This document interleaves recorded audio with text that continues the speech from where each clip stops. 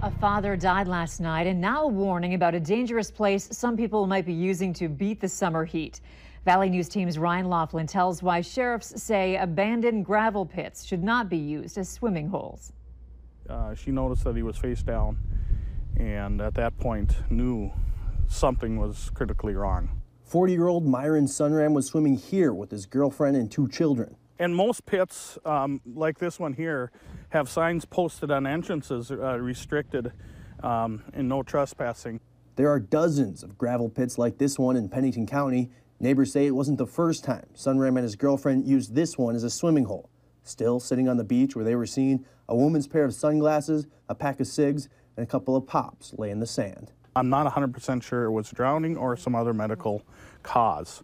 At this point, like I said, we have to leave that up to the medical examiner's office. Sheriffs say swimming in gravel pits might seem like a nice idea. You have a private swimming hole with nobody around, but they say that's part of the danger. If something goes wrong, you're all alone. People should go to those places that have lifeguards, whether it's a pool, a swimming beach, or wherever it might be where there's someone else watching. Because things can happen so fast. Whether something else led to the death of Sunram, we'll have to wait for an autopsy result. Right now, sheriffs say avoid gravel pits to beat the heat. From Thief River Falls, Ryan Laughlin, Valley News Live. Other reasons why gravel pits can be extremely dangerous: they have a varying depth, unstable banks, and rapid drops in temperature. All of those reasons make them a place to avoid swimming. And the Minnesota Department of Transportation has maps showing where these gravel pits are all across the state. There are more than 25 active gravel pits in Clay County alone. And if you're concerned about your area, we've got a link attached to this story on our website, valleynewslive.com. We're due for some quiet weather, and it's here. Hutch, not a lot going on tonight either, right? Isn't it sounding nice, the peaceful, quiet weather across the valley? As we head into the evening hours, we see very little on the radar. The closest storms are now heading into Lake Superior. It looks very quiet. Now, we're still warm, but we have cooler air moving in after a noisy night. Look at these hail, nickel-sized in the overnight hours. Rebecca uploading that photo. Thanks so much. And here's some marble-sized reported hail in the Medina area last night. We did see some gusty winds that were quite strong up near Langdon as well, over 60 miles per hour.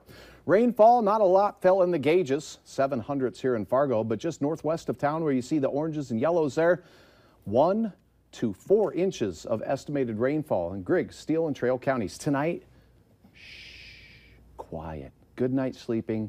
Crack the windows. We'll be in the 60s by the morning hours. It's kind of nice to have quiet weather around the valley. Will it last? I'll have details in your hour-by-hour forecast here in a minute. All right, thanks, Hutch. You bet. 2 firefighters are recovering from injuries after battling a fire that destroyed a West Fargo home this morning. One firefighter fell from the fire truck. The other fell from the deck of the house. Both were taken to a hospital for x-rays. The fire started about 1 this morning at a home on the 700 block of 17th Avenue West. A firefighter returning from another call first spotted the flames and called 911. He was able to help the family get out of the home safely. The homeowner tells us they actually woke up to the sound of the fire burning in their kitchen and are just thankful they all got out. Crews have not determined the cause, but say it appears to have started outside the home. 12 people were involved in a 5-vehicle chain reaction crash on I-94 in Morton County. On Tuesday night, 4 cars were stopped on the Grant Marsh Bridge in the eastbound lane when a semi was unable to stop, hitting the last car and crashing into 3 other vehicles. Several people were taken to the hospital but are expected to be okay.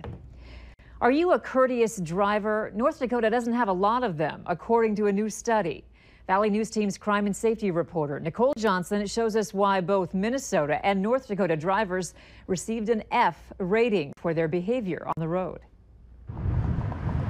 Both North Dakota and Minnesota, they ranked low for being courteous drivers. What do you think about that? Well, I kind of thought that myself. So, yeah, I kind of agree with that. I don't think that seems fair.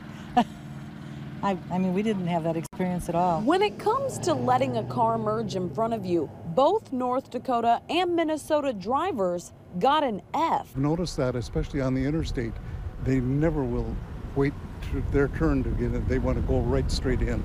North Dakota is a dangerous place. Just the other day I was going north and some 16-year-old trying to make a left turn crossed into my lane and hit my Jeep. So what could make drivers be deemed more courteous? People get pretty worked up about stuff, like road rage, I guess. So you think people should just kind of calm down? Yeah, they're not going to get there any faster by losing their cool, that's for sure. What is it that bugs you about drivers? They're not signaling before they turn, or they're just starting to turn and then they put on their turn signals. The way they handle the road construction. However, Minnesota and North Dakota did well when it comes to responding to being tailgated and not stealing other people's parking spots. In Fargo, Nicole Johnson, Valley News Live. The most courteous people behind the wheel are in New Mexico and Idaho. At the bottom of the list, drivers in New York and South Carolina. We have new information for you now on a story we first brought you earlier this week. After Valley News Live investigated, a secondhand retailer is now going back on its decision to not allow kids under 7 in their store. Platos Closet in Fargo had this sign posted on their door for at least a day before a mom called our whistleblower hotline asking Valley News Live to find out why this rule was in place. But as you can see, the sign has since been taken down. The owner of Platos Closet sent us a statement citing a mix-up between the store manager and the franchise owners. To read their full statement, head to valleynewslive.com and click on this story. And remember to like Valley News Live on Facebook. You can follow the latest news, weather, and breaking news updates anytime on your feed. Just search Valley News Live, like our page, and you'll stay informed throughout the entire day. 51-year-old Carmen Hager is facing charges after police say she moved the dead body of her boyfriend.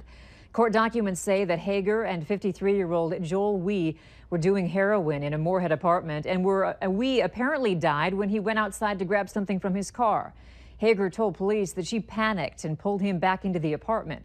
She's in the Cass County Jail on charges of willful disturbance of a dead body and ingesting a controlled substance. A man is facing charges after he allegedly threatened police with a knife in Castleton. Cass County Sheriff's deputies arrested 23-year-old James Dakota last night. Police say he was kicking, spitting, and yelling obscenities at the squad car outside the Castleton Law Enforcement Center. When they approached him, Dakota pulled a knife out of his pocket. He did drop the knife at one point, but deputies say he picked it back up and began walking away from them. Dakota was arrested for disorderly conduct. Clay County authorities are asking for your help finding a missing Glendon, Minnesota man. Douglas Brandt was last seen dropped off in Wadena on Friday, June 30th.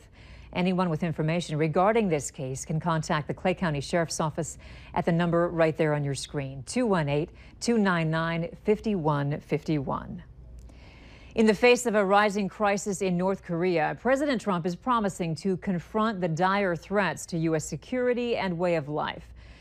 Trump delivered a major speech to thousands of people in the Polish capital today before heading to Germany for the G20 summit.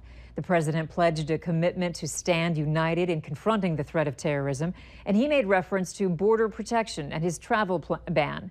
He also took the opportunity to once again call on NATO member countries to increase their defense spending. Words are easy, but actions are what matters. And for its own protection, and you know this, everybody knows this, everybody has to know this, Europe must do more. President Trump also took a shot at Russia, urging them to act more responsibly on the international stage. This is in reference to Russia's destabilizing activities in Ukraine and its support of hostile regimes in Syria and Iran. While the president's speech in Poland is being celebrated, German police are dealing with massive protests in the city set to host the G20 summit. German police were using water cannons and pepper spray to disperse the protesters in Hamburg after being attacked with bottles and rocks by protesters. More than 100,000 protesters are expected for the summit, which takes place tomorrow and Saturday. It's probably the last thing you want to think about right now, the start of the school year, but there are some folks, kids actually, who are doing just that today, and they're doing so in the spirit of lending a hand. The children attend Jamie Zastapool's Wiggles and Giggles Child Care Center in South Fargo, and they have been quite busy today, and I do mean busy, with their lemonade stand. The money they're taking in isn't for them. It's for the United Way's School Supply Drive. That's the program that fixes up children in need with new backpacks, notebooks, and markers for the start of the school year. And last year, they raised enough to fill 14 shopping carts, heaping with school supplies. That it's a great daycare, and I just love doing this every year, and it's really fun. This is the 5th year Jamie and her kids have helped with this community-wide school supply drive. Further details on this year's campaign will be announced next week. And by 4:30 today, Jamie's kids raised more than $3,800 while helping quench the thirst for hundreds on this beautiful early July day. It was a scorcher yesterday, but today's gorgeous weather made conditions perfect for Rowe Farms Community Play Day. Parents and daycares brought their kids for the fun-fueled activities, everything from bouncing castles to crafts and yard games. The event was put on to help kids develop healthy habits that keep them active and happy. And especially with having the yard games, it's a chance for them to be active, have some team participation kind of a thing, and then just do whatever makes them happy in a space that's kind of controlled and fun. The event was free. The next Community Play Day is set for August 11th.